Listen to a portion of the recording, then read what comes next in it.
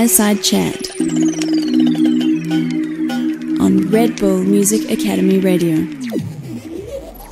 Just time to stare on dull fingers. Ring a bell, tell me, sugar, how you feel here. Come on, sugar, tell I stand your face until it's shook. Off, I won't give up, but the luck has such a long walk.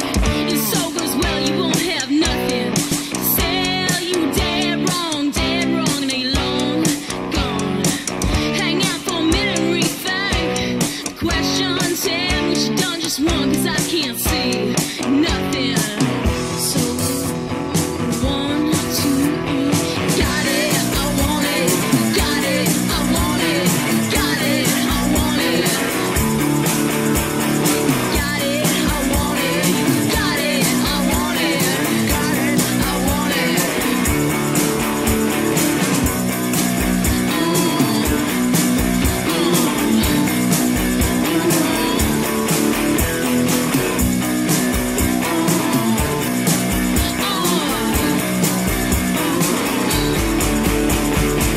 Got my head caught in a cat claw.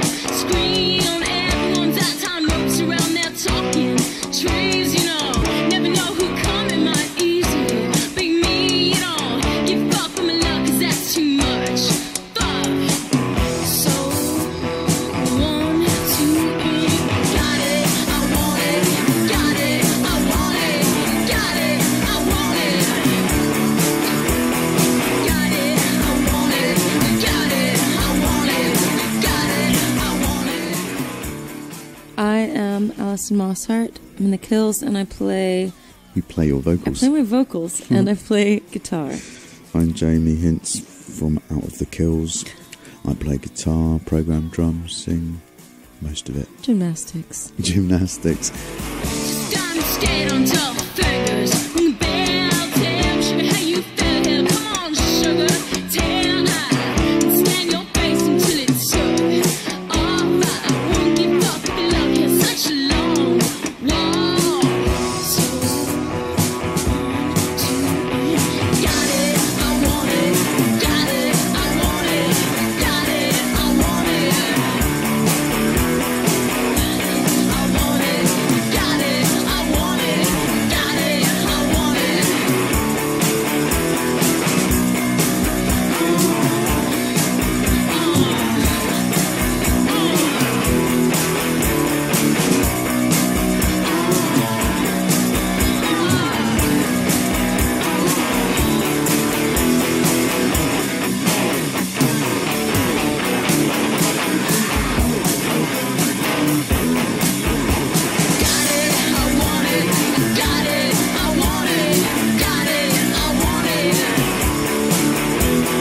Got it, I want it, got it, I want it, got it, I want it. Got it, I want it, got it, I want it, got it, I want it. Got it, I want it, got it, I want it. Got it, I want it, got it, I want it, got it, I want it. The band that really got me into playing was this band called The Mob. I'd sort of been a mod and then became a punk overnight, really, after hearing The Mob. And I got my mum's leather jacket and painted a mushroom cloud on the back and The Mob on it. And that was that. And I'd do anything if you still had that jacket. I want to see it. it got nicked at a gig, actually. Really? Yeah. And it had a sort of skeleton with wings flying over the mushroom cloud. That's cool. It was quite cool. Yeah. I lived in a village near this town called Newbury, which was only really famous for horse racing and heroin. And no bands played there or anything. You didn't really, there was not a scene there. So I'd go down to the hitchhike into town, go to the record shop, look through the records and buy records on the strength of the covers or the artwork or the pictures of the bands, because I didn't know what the music sounded like. And it turned out quite a good way of finding bands, really, on the strength of the artwork. And I found The Mob that way, and I took it home, and it sounded like this crazy sort of 60s psych band playing the greatest punk rock music you'd ever heard. And it was that to me was like the bridge between sort of mod thing and the punk thing, and this, you know, the lyrics were incredibly incendiary, and it was that sort of Thatcher Reagan paranoia time, and it just felt like a voice that had been going on in my head that was actually now on a record by a band that really existed, and that changed my whole life.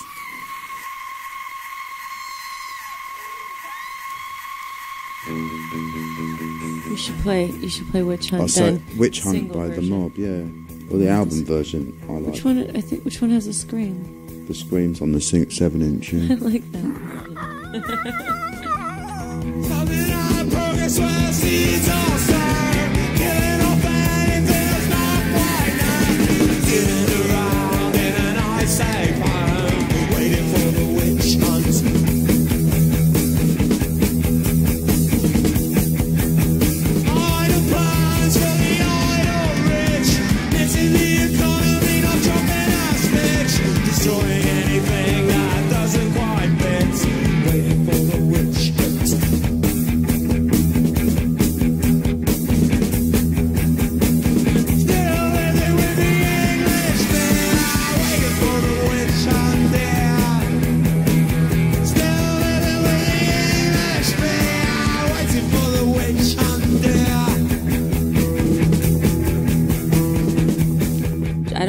Probably 11 or 10 or something when I started hanging around next door from where I lived. There was a bunch of high school kids that had built a half pipe, and they would skateboard out there all the time, and I would just go sit and watch the big kids really skate. And they had a boombox, and they played lots of punk music, and there was a lot of music I was really into. They'd make me tapes and stuff. I had no idea what the bands were called on the tapes, you know, until long after, when I found out and got to buy the records, you know. And one of those bands that really I'd listened to over and over and over again before I even knew who they were was a band called Fugazi.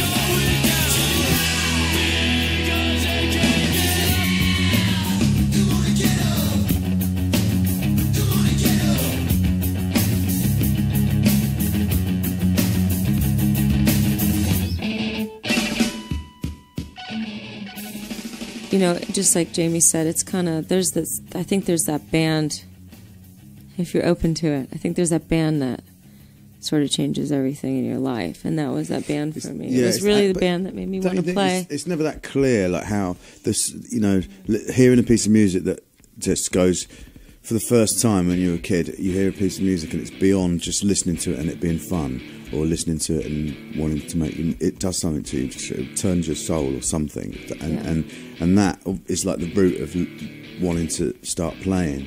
But there's this whole period of time, sometimes years in between, of just fear of doing it, absolute fear of playing, you know, playing in front of people, or, you know, trying to play the guitar outside your bedroom.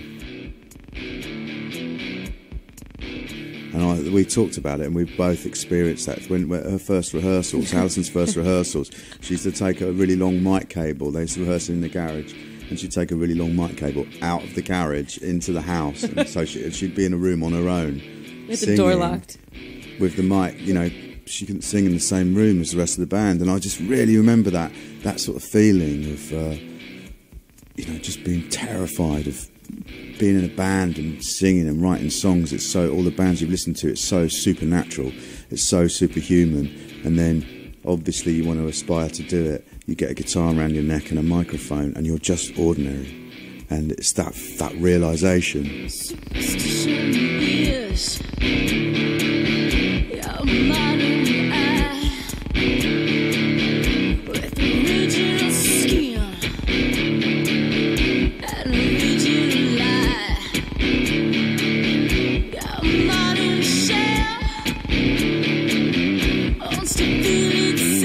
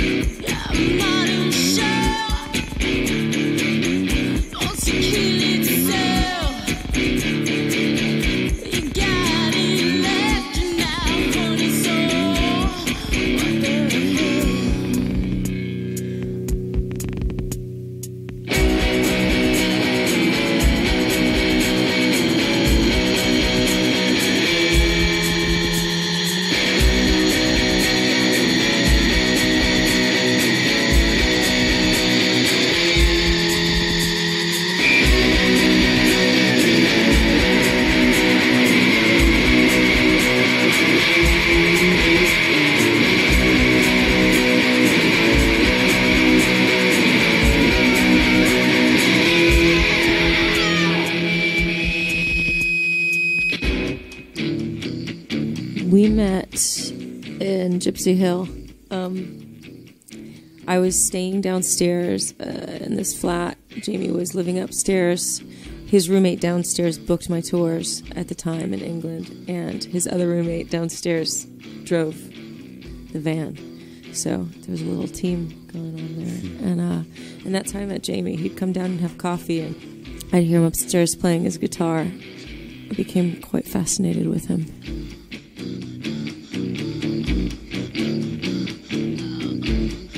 Well, initially, we'd met, and I don't remember what year that was, but I don't think I was even 20 yet when we met, and he lent me a 4-track.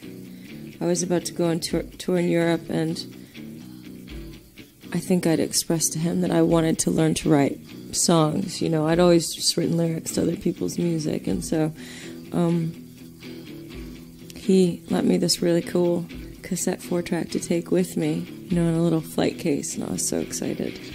And so that entire tour, I don't even know what you'd call that stuff that I was making. It was like... I don't know, but it's, it was impressive just how the lack of sleep she must have had, because there was honestly a ridiculous amount of cassettes, and I've always noticed that about her when she goes and when she says I'm going to do this. Then the volume of stuff is, you actually think, how could it be possible?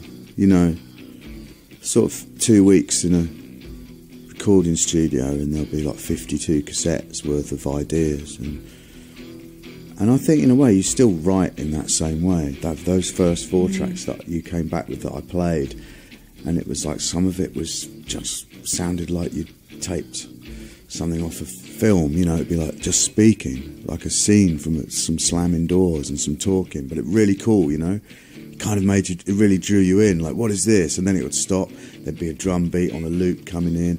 There'd be some crazy lyrics, and then it would stop. Then there'd be something really melodic. Then there would be like a sort of collage of just tape German radio edits or something.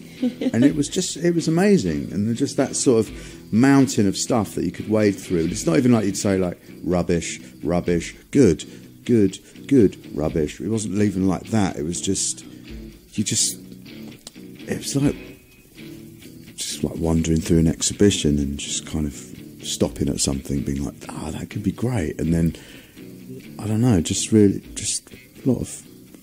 I've never really seen someone write like that before.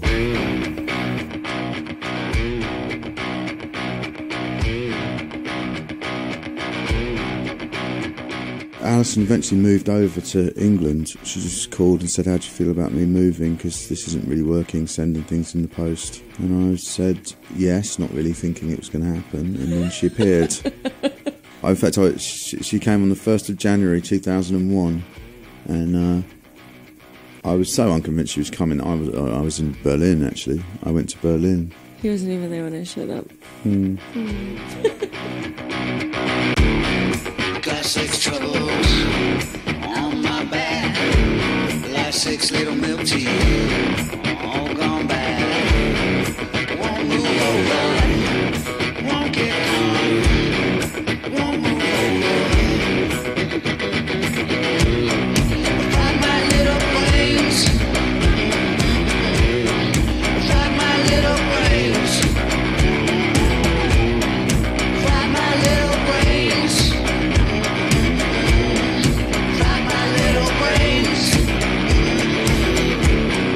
Got 10 minutes, better get me good. Pull out my little milk tea, I'm good. I won't move over, I won't get gone, I won't move over. I find my little brains, I find my little brains, I find my little brains.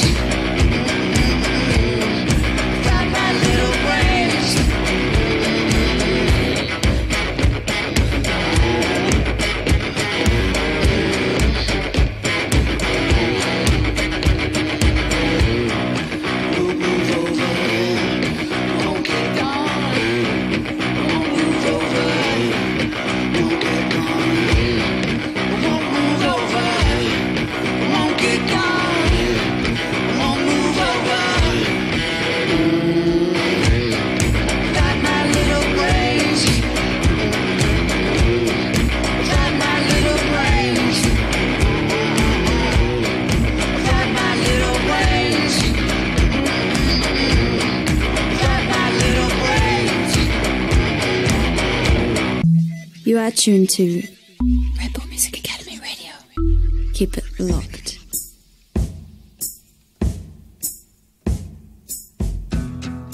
And keep on your mean side. My girlfriend at the time had an art studio that I used to spend many nights in, just playing guitar and writing, and then it got a bit too noisy and we got a few complaints about it. And there was a carpentry firm downstairs and they built us this kind of soundproof cupboard to rehearse in through the night. So we used to do that, and most of those songs kind of came from there, just sitting opposite each other at 3 in the morning in a soundproof cupboard that some carpenters had made. And most of the songs just came about like that. Some of them came about where Alison would give me a tape of something, and one of those songs that on a tape that I was given was Wait, and I just thought it just blew everything out the water. It just was really, I didn't know where it had come from.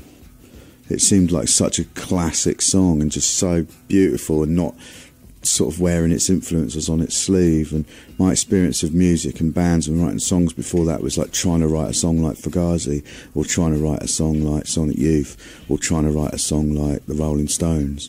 And this wasn't trying to write a song like anything, it just came out, and I thought it was fantastic. Tell me what you done yourself, I would like to know. Write it on the rocks and then tell me where to go. Why you say wait, wait. Tell me you're the lucky one, how fast you can throw. Tell me all the things you done, to know why you say wait. Why?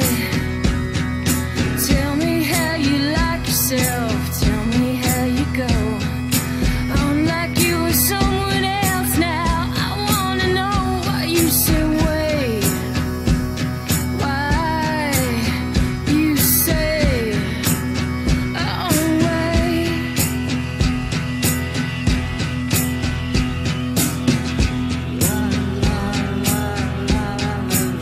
Why you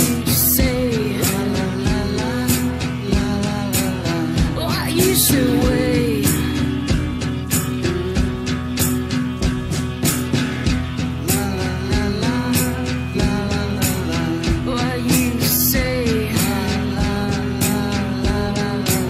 Why you say wait?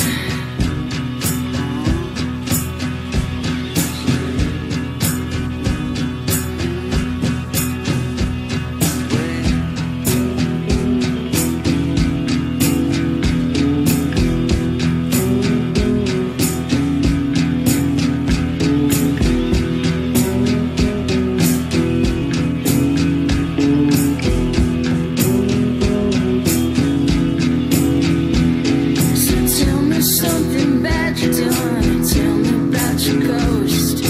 Tell me about the game you won. Name the one who lost. Why you say wait, wait. Tell me about your magic touch. Every coin you toss. Can't get out the door, get in. That's how it's always been. Why you say wait? Why? Tell me what's so funny, man. Tell me what I miss. Write it on the rocks and then tell me how it is. Why you say wait? Why you say oh wait?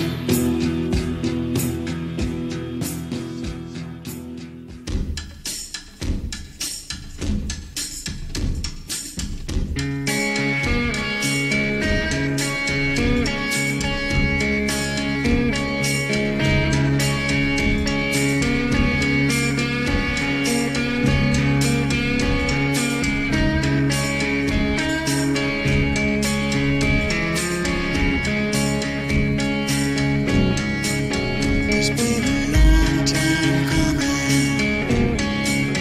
It's been a long time coming. I'm gonna stab your kissing mouth. It's been a long time coming.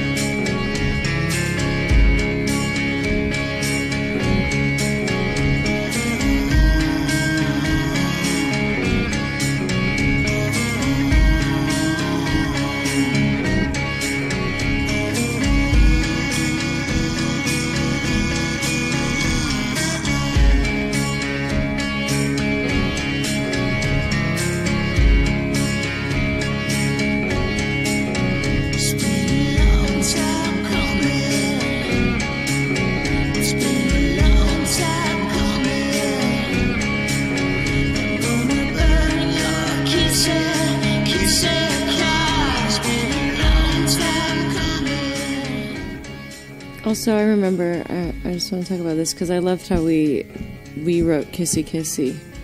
It was kind of this amazing psychic lyric writing where we both had headphones on and a mic, and we just sat almost like with our heads down and made that song.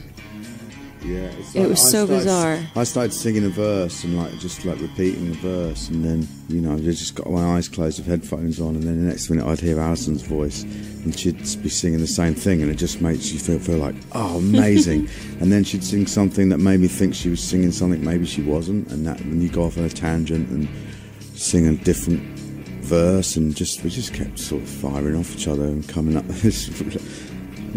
I've never written a song like that before or since, actually. It was kind of like jamming, but not really, because I think there was a really strange... I think the result came really quickly, actually, and it was just a really cool, like, oh my god, this is still one of my favorite songs that we play live every time we play. And, but, jamming music's one thing, but, being spontaneous and improvising with lyrics is pretty unusual, and it just seemed so easy with that song, didn't it?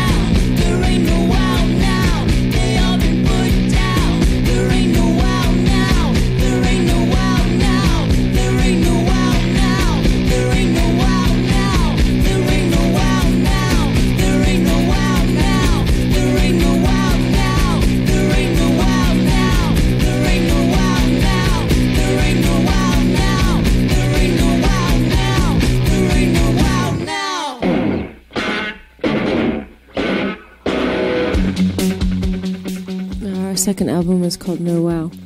When you're making a record, it's quite important what's going on at the time, what's happening with music. You know, is what I'm doing, is it fresh?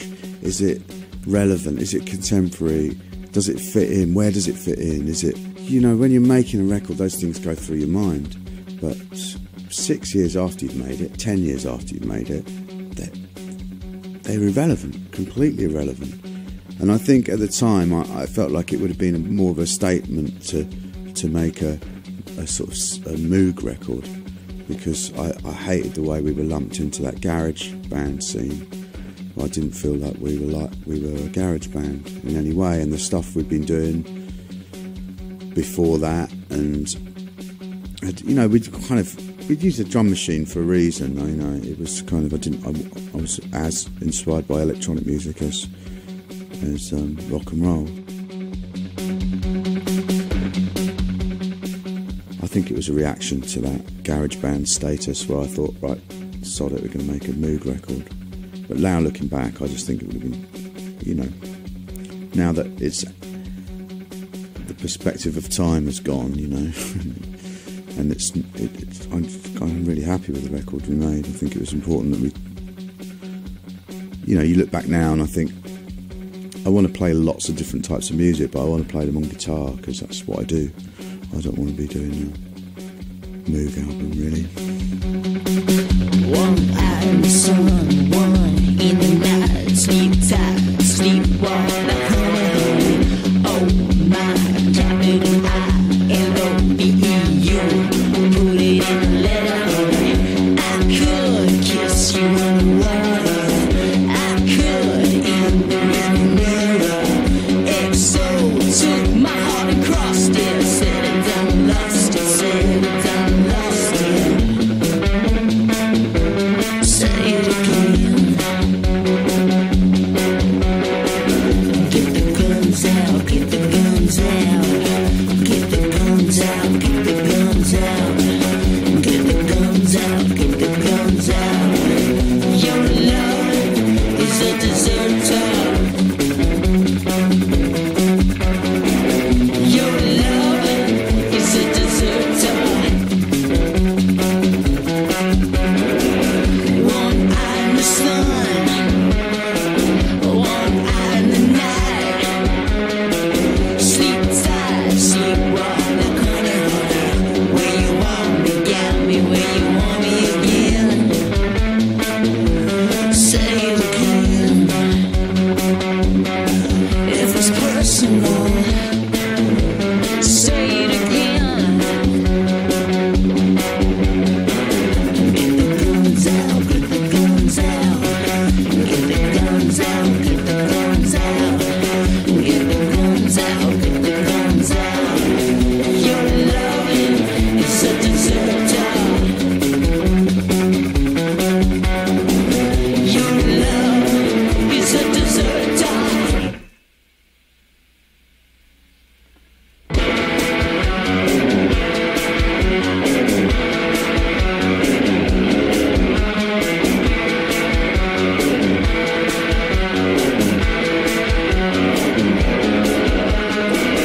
Get the guns out, get the guns out.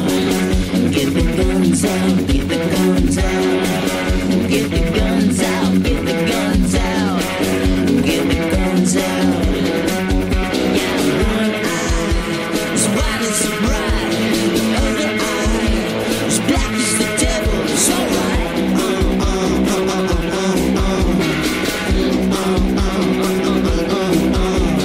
Crosswise, sparking a little, start a house fire. With us in the middle, it's alright.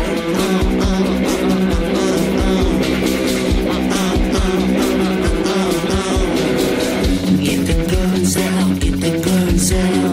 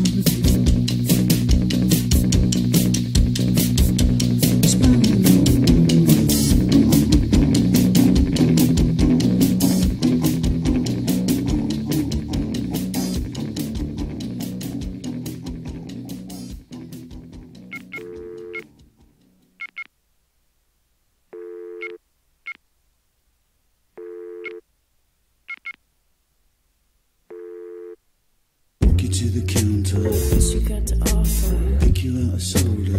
Look at you forever. Take you to the water. Rise like a casino. You ain't born typical. Find a piece of silver. Pretty as a diagram. Go down to the Rio. Put it in my left hand. Put it in a fruit machine. Everyone's a winner. Laughing like a seagull. You are fever. You are fever. You ain't born typical. You are fever. You are fever. You ain't born typical.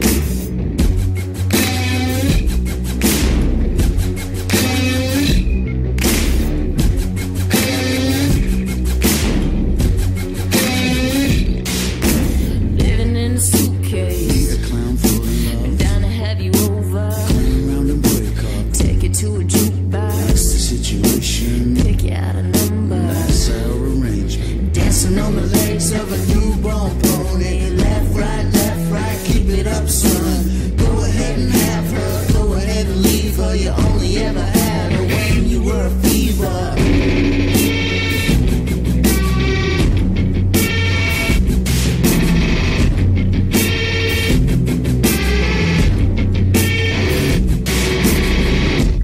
I am a fever. I am a fever. I ain't born typical. I am a fever. I am a fever. I ain't born typical. We are fever. We are fever. We ain't born typical. We are fever. We are fever. We ain't born typical.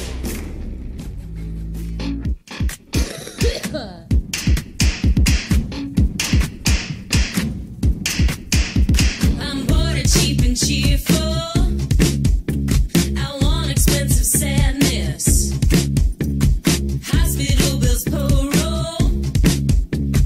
Open doors to madness. I want you to be crazy 'cause you're boring, baby, when you're straight. I want you to be crazy 'cause you're stupid, baby, when you're sane. I'm sick of social graces. Show you sharp tip teeth. Lose your cool in public. Dig that illegal mean. 'Cause love is just a dialogue. You can't survive on ice cream. You got the same needs as a dog. It's alright to be me. It's alright to be me. I want you to be crazy 'cause you're boring, baby, when you're straight. I want you to be crazy 'cause you're stupid, baby, when you're sane.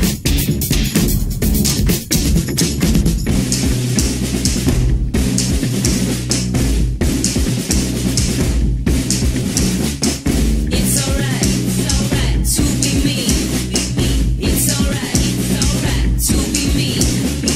It's alright to be me. It's alright to be me. Want you to be crazy 'cause you're boring, baby, when you're straight. I want you to be crazy 'cause you're stupid, baby, when you're sane. I want you to be crazy 'cause you're boring, baby, when you're straight. I want you to be crazy 'cause you're stupid, baby, when you're sane.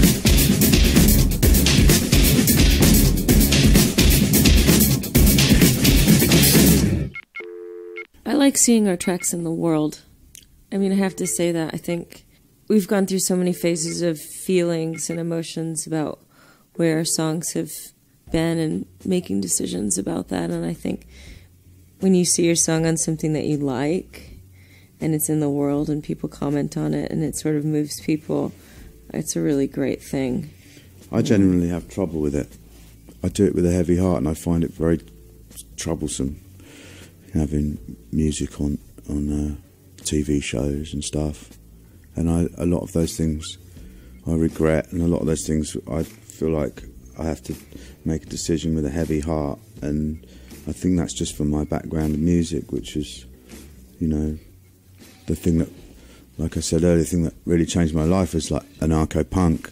and it was really, it was a scene that was so anti-corporation and anti-commercialism, and it really existed outside all that, so much so that there's not really even very much documentation of it, because it operated so outside that for me, it's just in my blood now, and I find it very, I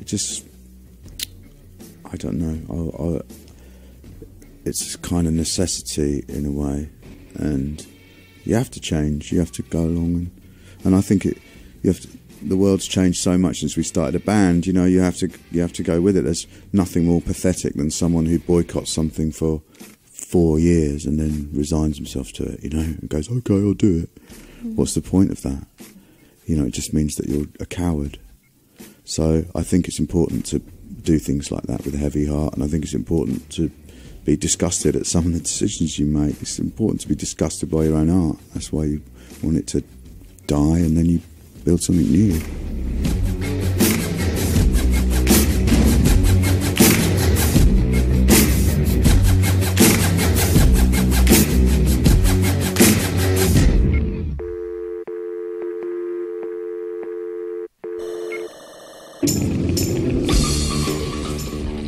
Things outside of the Kills.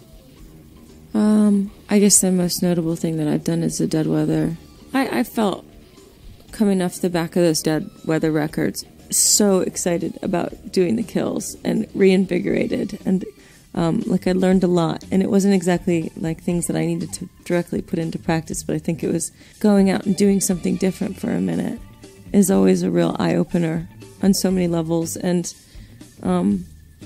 you know, it changes the game a little bit, and that needs to happen every couple of years, I think, with anything that you're doing, especially creatively. You know, you can get, I think it's easy to get in this cycle, being in a band for a very long time, that you write a record, tour for a year and a half, have a freak out because you've been touring for too long, write a record, tour for, you know, and sometimes taking a hiatus or doing something creatively challenging in a different way makes you better at your job. You know, it makes you a better musician, I think. For me, that's what I felt. I felt I had more confidence, I think, coming back, and a different sort of enthusiasm, you know.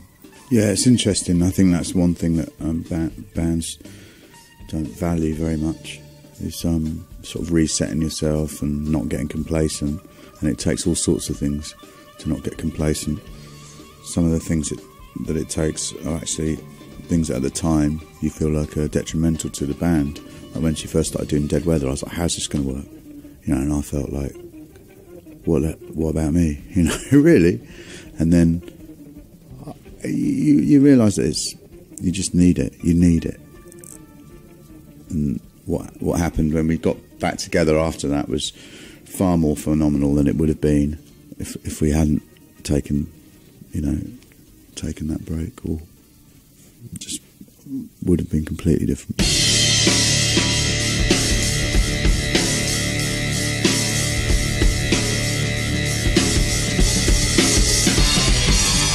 Don't act like you can't act. I know I think you do it.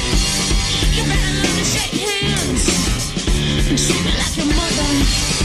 Don't act like you can't act. Stand up like a man. You better learn to shake hands and treat me like your mother. You came on too late. You came on too late now. You came on too late to do a thing.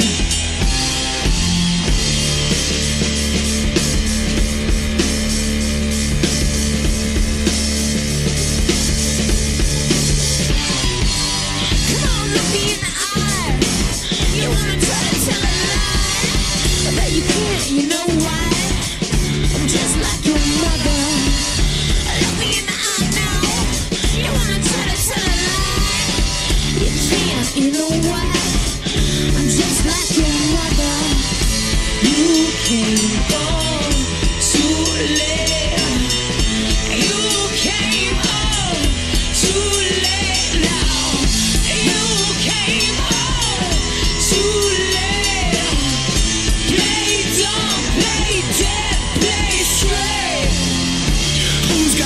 out? Play dumb, play dead, play straight. Who's got it figured out?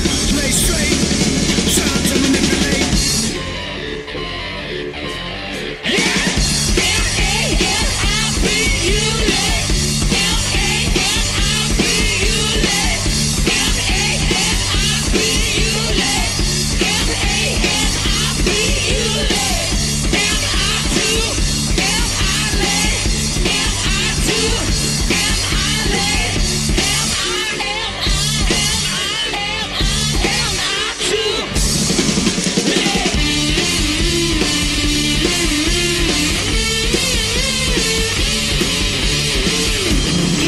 Figured out.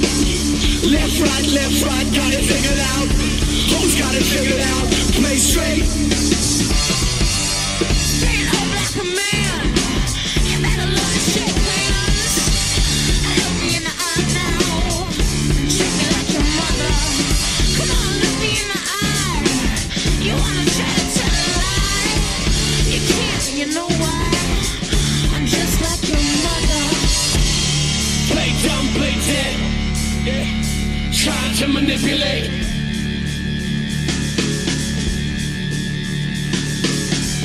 You blink when you breathe and you breathe when you lie. You blink when you lie. You blink when you breathe and you breathe when you lie. You blink when you lie.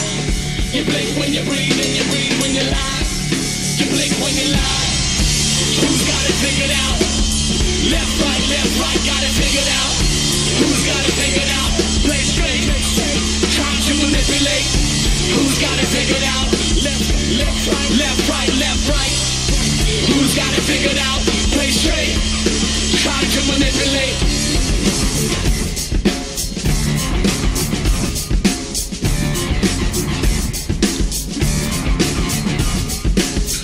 You blink when you breathe and you breathe when you lie. You blink when you lie. Who's got it figured out? Play straight.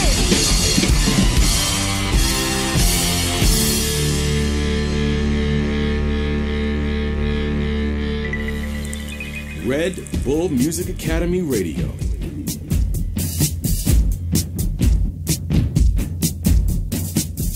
Our fourth album is called Blood Pressures, and we recorded it at a studio called Key Club in Benton Harbor, Michigan. We've developed this way of working in the studio in Benton Harbor, Michigan that we love going to, you know, and it's turned into a second home, and there's something claustrophobic and obsessive about going to the middle of nowhere and locking yourself away from basically the rest of the world. And, you know, there's not even like news television there. It's just what it is, you know.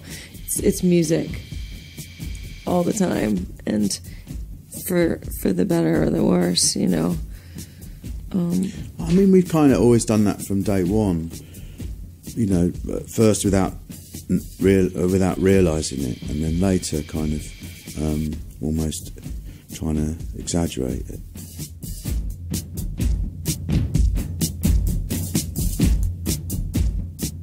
It's always been the music, and you know, it's always been so kind of, with the idea is that it's to be so raw that it can often make people cringe. We've done it plenty of times, you know, where people feel uncomfortable watching us or listening to it, and I think we've sort of like tried to make that thing. You know, I like the fact that you kind of, when you listen to the record, you have to, there's no kind of eclectic moments of like different textures. It's very much, this is the record you're getting, and you're stuck in a room with us for 40 minutes, the duration, and you're going to feel moments of torture. Maybe torture's not Torture's not probably the best, but not a good word for selling records. please buy a record and feel terrible. No. It's not. It's very. It's unrelenting. With like, I think lyrically and stuff. I hope it's unrelenting.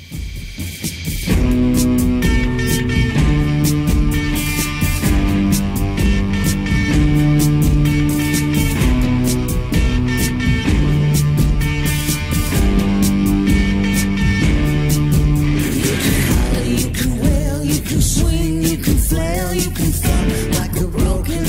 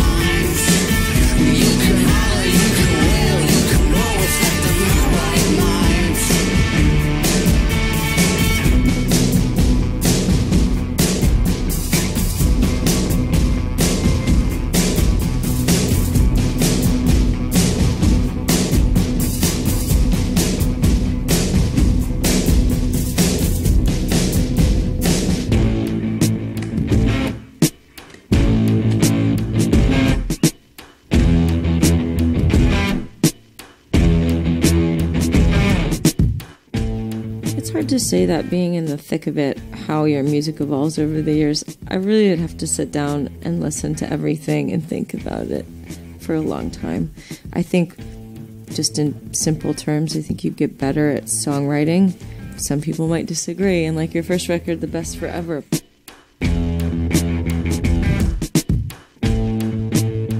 There's this kind of false idea that when you've made 4 records, that the music from start to finish moves in one direction, you know, and it evolves in one direction, and ours really never has. It's like if you were to draw it out, it'd just be a scribble, you know, because it's always gone all over the place. Some of our earlier songs were much more sophisticated than our later songs, and they've gone off in all sorts of tangents, and that's the point of it. You know, I always wanted to be a group that was it wasn't about the notes or the chords or the beats of the music. It was about the attitude of the people playing them, and that's what I want to carry through to everything. A lot of ways we haven't really evolved, it's just been a big scribble.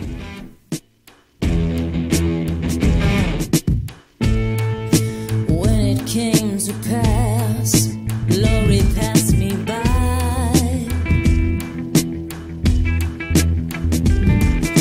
Fate, with a single blow, his custard pied me now. True, I had my chance. True, I had those wild charms for you.